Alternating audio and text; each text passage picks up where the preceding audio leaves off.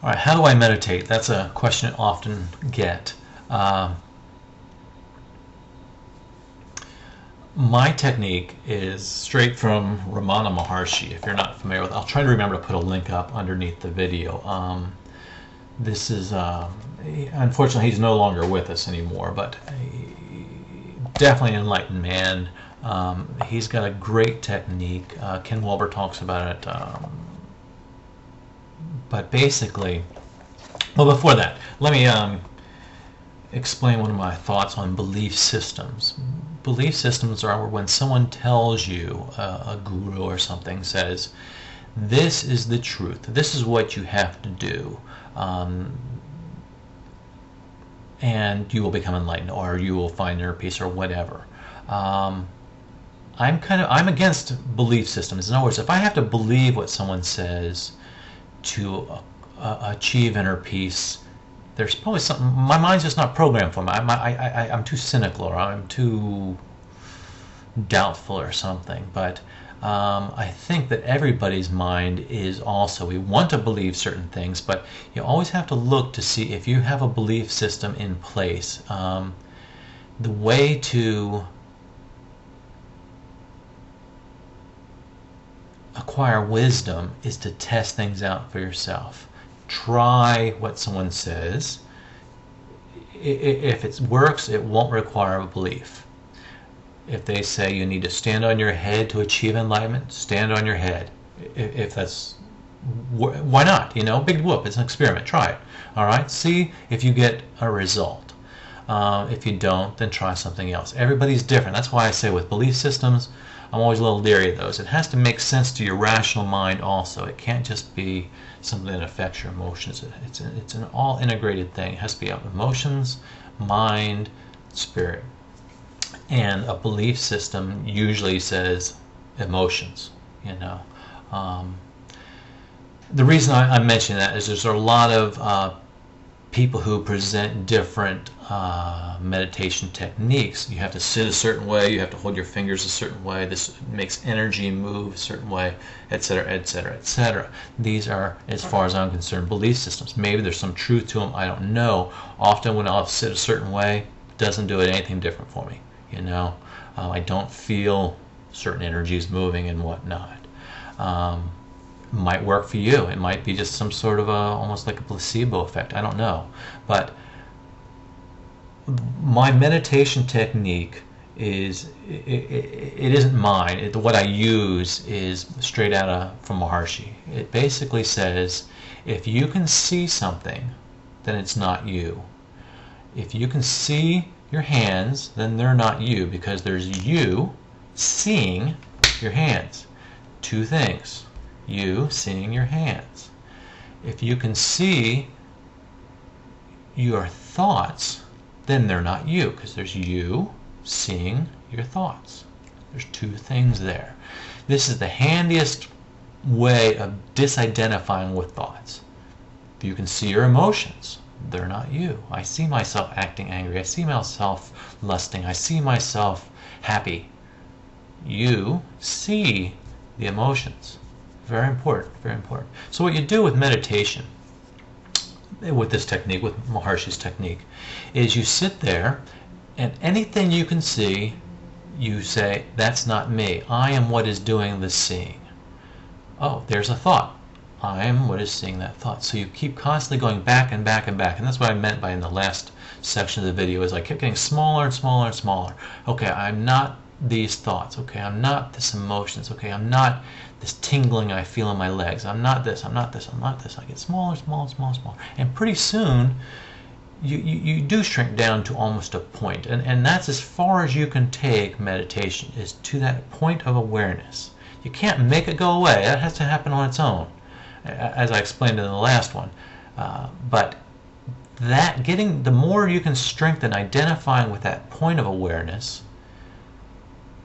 the less painful life becomes. And it doesn't happen all the time. Again, that's why we're liquid people. That's why the spiritual seeker is always flowing between the two extremes. But the more you can practice getting to that point, again, I'm not this, I'm not this, I can see this, I can see that, I can see this, the farther you can get away from the thoughts and the mind and the egos and the personality and the problems and stuff, the more peaceful and serene your life will become on the inside.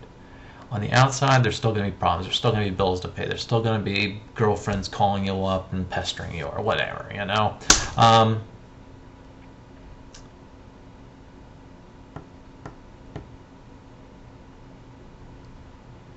The letting go of all this stuff out here is what meditation is really all about, is practicing it. A lot of people think you can control your mind. In Zen, you stare at a blank wall. A lot to be said for that, because it helps you see things coming up. It helps you see what Buddhists in Zen calls the monkey mind. The mind's constantly going. Well, I'm not sure I agree with the fact that you can control your mind. Again, the tongue can't taste itself, you know. But you disidentify with the mind. You hear it always going and going and going, but you stop identifying with it. And pretty soon, when you stop identifying with it, it stops being so busy. It almost calms itself naturally by you stepping away from it. One of the things that helps out tremendously, and I recommend these CDs to everybody, are these Centerpoint CDs. You probably can't see it very well. Centerpoint Research Institute puts these out, and they personalize them for you. I mean, here you probably can't read that very well. It says my name there, and this is actually from July 2005. I've been using this one CD for almost a year. I've been on the Centerpoint program probably about 6 years. What these CDs do, and I'll try to put a link on my website underneath this video. What these CDs do is they take your brainwave. They actually simulate advanced meditation. You wear headphones because what they do is they put one tone in this ear and one tone in this ear, and you really can't tell because there's like rain sounds and this Tibetan bowl, singing bowl sounds and stuff. Kind of boring, you know, but you're supposed to meditate with them. You have these CDs on, you have headphones on, and it puts two different tones in the ears, and what that does is it takes you from this high, I think the first one is the beta level. Your brainwave is at this high, fast-moving beta level normally, and then it takes you down to the alpha level, and then it takes you down to the theta level, which is a much slower brainwave activity, and then it takes you even down to the slower delta level. And delta level brainwave activity is supposed to be the state of when you are totally asleep, dreamless sleep, the deepest level of sleep you are. But here you are meditating and awake, so you're training your mind to get down to this level. And a big reason I went with these CDs is not only, you know, you can test them out, you know, you can see how they affect you, but is, again, going back to Maharishi, he says that the only truth there is that which is in the deep dreamless sleep. Everything else is an illusion. That which you are aware of during the deep dreamless sleep is the only real world there is. And I thought, well, that's kind of hard to imagine. You know, what the hell does that mean? You know, as most people do. But here you are, you're down there at this, using these CDs, you're down there at this delta level, real slow. Your brainwave is moving this real slow, relaxed state, and yet you're aware. And that's close to it because in your deep dreamless sleep, you're at the delta level. So you're kind of experiencing it, but you are seeing the world, so it's not quite what Maharishi's talking about. But you're pretty damn close, you know, in the sense of you're retraining your mind. Your mind is definitely slowing. And you're, again, as I'm doing this distancing meditation, it strengthens that detachment from the mind, from the thoughts and stuff. So I highly recommend them. They're expensive as hell.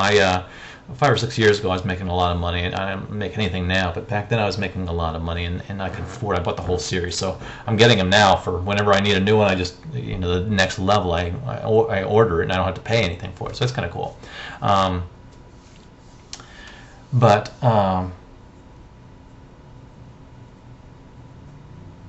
The deep dreamless sleep state, what he's talking about, Maharishi, is I've only experienced it once, where you're aware while you're asleep and you're not dreaming.